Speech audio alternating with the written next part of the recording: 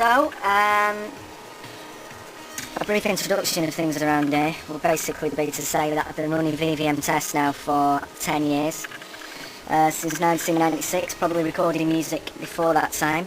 The first release was released in 1996, 12-inch single. Since then, VVM has released probably well in excess of 300 things, both online, physical releases, you name it. You know, I've done it on every format.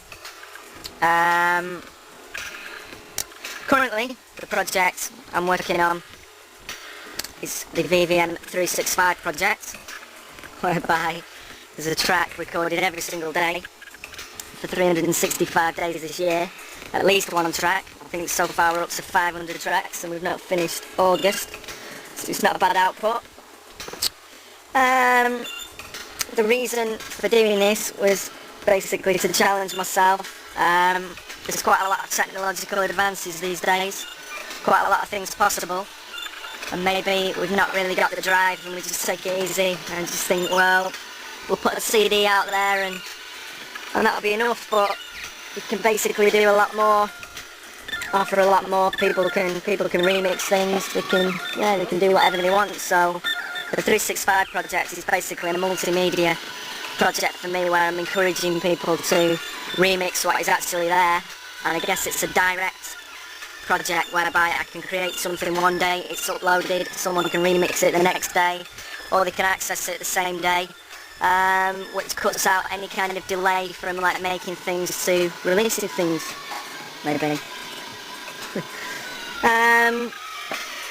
The project so far, for me, in terms of what I've actually created, has been successful.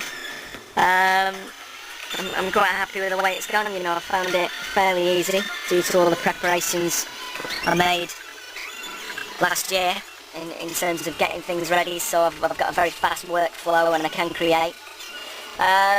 In terms of response, well, maybe the response could have been a little bit better. Maybe more people would and could have remixed stuff who probably haven't been in touch yet.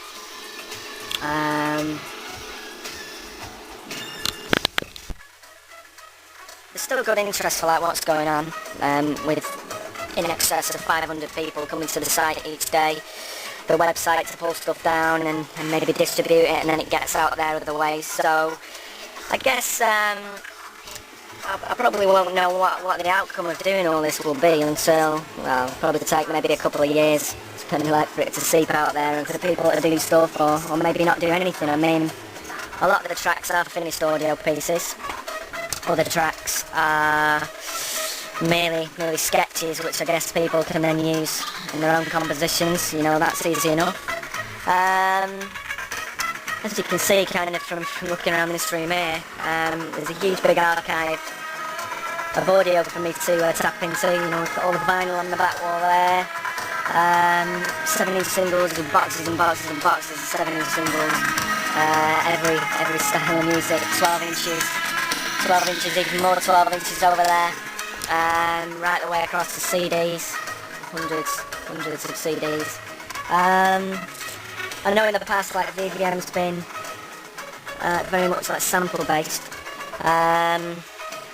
A lot of the stuff on this project though has been self-composed through a series of plugins, which have all been installed on these various computers, because as you can notice, there's what we got, 1, 2, 3, 4 computers in there at the moment, all doing different things. Because of the volume of work involved in this project, I actually do need 4 machines. I can be making audio on 2 of the machines, editing video on another one, uploading on one, researching stuff. So yeah, the whole project kind of like demands that kind of multitask, constant multitask. To say it's a challenge, the challenge each day is to get up and create something, which I guess these days isn't a huge challenge. If you're working in certain ways and train yourself, it's kind of like to be ready for that challenge. going back to that point, I think this is all possible this year. I mean, if I'd tried to do this a couple of years ago, I don't think it was actually possible to do a project like this because computer technology was fairly limited, whereas now there's that many sample plugins, and software is so powerful, especially like audio creating software, that if you've got a certain idea and you want to carry that idea through, then it's very, very simple to make that idea a reality from thought.